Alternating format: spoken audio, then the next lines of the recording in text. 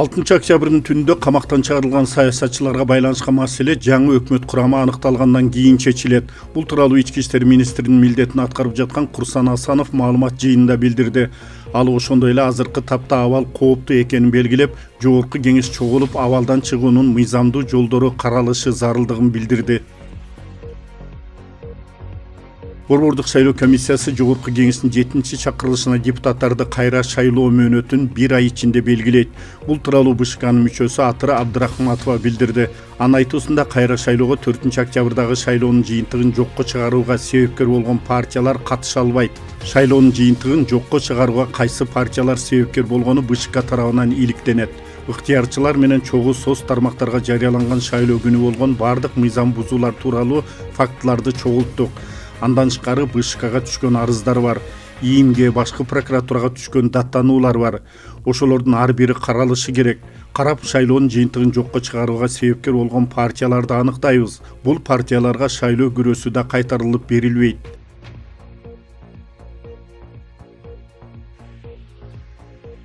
АКШнын президенти Дональд Трамп коронавирустан айыгып дарылануусуна $100,000 ашык каражат короткону айтылды. Бул тууралуу Нью-Йорк Таймс гезити жазып чыкты. Трамп тик учак менен келип, кайра тик учак менен кетти. Ал көп ирет коронавируска карата тесттен өтүп, кычкылтек, стероиддер жана эксперименталдык антителолорду алган. Эгерде президенттен башка адам болгондо $100,000 кыйла көп чыгым тартмак, деп жазган гезит. Басылма тик учактын келип кеткени эле $40,000 чыгаша турарын белгилейт. Трамп ооруканадан дүйшөмбү күнү чыгарылган. Дарыгерлер Трампта коронавирустун симптомдору жок экендигин белгилешкен. Джон Хопкинс университети тараткан маалыматка ылайык Бразилияда коронавирус инфекциясын жуктуруп алгандардын саны 5 миллиондон ашты. 8-октябрга карата Бразилияда COVID-19 инфекциясын жугузгандардын саны 5,694,000 жетти. Мунун ичинен 148,200 адам көз жумду. Бразилия вирусту жугузуп алгандардын саны боюнча 3-орунда, каза болгондордун саны боюнча АКШдан кийинки 2-орунда турат.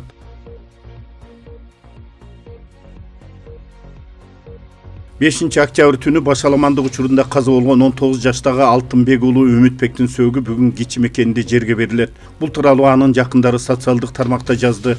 Маалыматка ылайык маркум Алтынбек уулу Үмүтбек Лейлик районунун Карабулак айылынын тургуну. Маалым болгондой буга чейин Саламаттык сактоо министрлигинин басма сөз кызматы 19 жаштагы жигит катуу жаратылып ооруканада көз жумганын билдирген.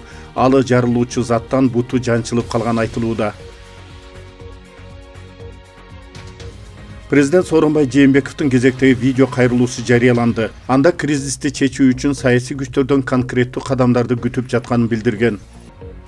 Урматтуу мекендештерим, айрым саясий күчтөрдүн аракеттерине улам өлкөбүз азыркы саясий туңгуюкка кеттирилгенине мына 3 күн болду. Бардык кыргызстандыктардын жүрөгү ооруп турат. Бул кырдаалдын чечилишин менден талап кылып жатканыңарды толук түшүнөм. Президент катары ушул абалдан тезирээк чыгууга багытталган күч аракетинде болушунча жумшоодомун. Ушул максатта ар кыл саясий тараптар менен жеке сүйлөшүүлөрдү өткөрүп жатам. Урматтуу саясий күчтөрдүн жетекчилери азыркы саясий туңгуй абалдан чыгуу үчүн менден президент катары талап кылуучу кадамдарга даяр экенимди дагы бир ирет билдирем. Бирок кырдаалды жөнгө салуу милдетин алам деген тараптардан сүйлөшүү үчүн бирдиктүү аянтча сунуш керек. Азыр болуп жаткан кызмат алмашууларды легитимдештирүү зарыл. Ал үчүн тийиштүү жарлыктарга кол коюшум керек. Саясий туңгуюктан өлкөнү алып чыгуу үчүн ушул расмий документтер зарыл. Урматтуу мекендештерим, сиздердин сабырдуулугуңуздарга таазим этем. Ошону менен катар саясий күчтөрдөн конкреттүү кадамдарды күтөм. Жараткан өзү жар бол, элибиз аман, жерибиз тынч болсун. Бишкекте түнү ыктыярдуу элдик кошундун өкүлдөрү Борбор шаардагы муниципалдык жана мамлекеттик ишканаларды, кафе, ресторан, соода борборлорун кайтарды. Мындан тышкары өкмөт имаратынын алдында да жүздөгөн ыктыярчылар турду. Кайтарууга алынган объектилердин арасында КТРК, өкмөт үйү, мамлекеттик резиденция, башкы прокуратура, мейманкана, ири соода борборлору жана башкалар бар.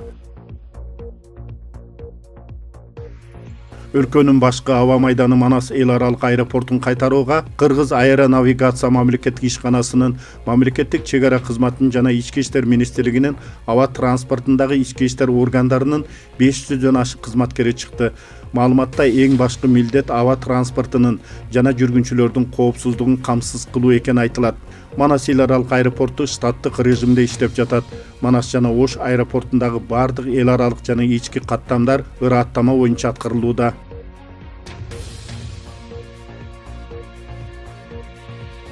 Бүгүн ички иштер министрлигинин милдетин убактылуу аткаруучу Курсан Асанов маалымат жыйын өткөрдү. Анда Асанов журналисттердин учурда Кашкар Жунушалиев кайда деген суроосуна Кашкар Жунушалиев азыр жок, ал качып кеткен. Мен анын азыр кайда экенин билбейм. Митингдин башталышында качып кеткен. Ал эми анын орун басарлары иштеп жатышат. Алардын экөө ооруп калган. Кеч алар жумушка чыгышты. Ал эми Памир Асанов Ошто, деди ал. Кыргызстанда 8-октябрга карата коронавирус жана пневмония жуккан жаңы 245 учур катталды. Бул тууралуу саламаттык сактоо министри Сабиржан Абдикаримов билдирди. Анын маалыматына караганда жалпы коронавирус жуктуруп алгандардын саны өлкө боюнча 48.342 адамга жетти. Ал эми сутка ичинде жаңы катталган учурлар Бишкек шаарында 77, Ош шаарында 13, Чүй областында 17, Ош областында 62, Талас областында 3, Нарын областында 2, Ысык Көл областында 8, Жалал-Абад областында 44, Баткен областында 19. Ал эми акыркы суткада 4 жаран коронавирустан каза болду. Тактап айтканда Бишкекте 1, Ош областында 1 жана Баткен областында 2 жаран илдеттен көз жумду.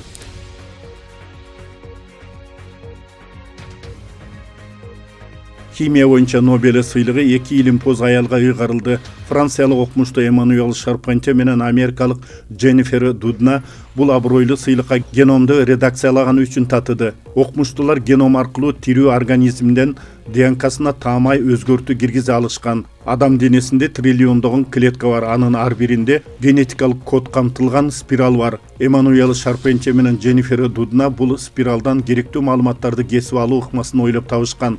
Бул генетикалык жабдык баарыбызга таасир тийгизе ала турган чоң күчкө ээ.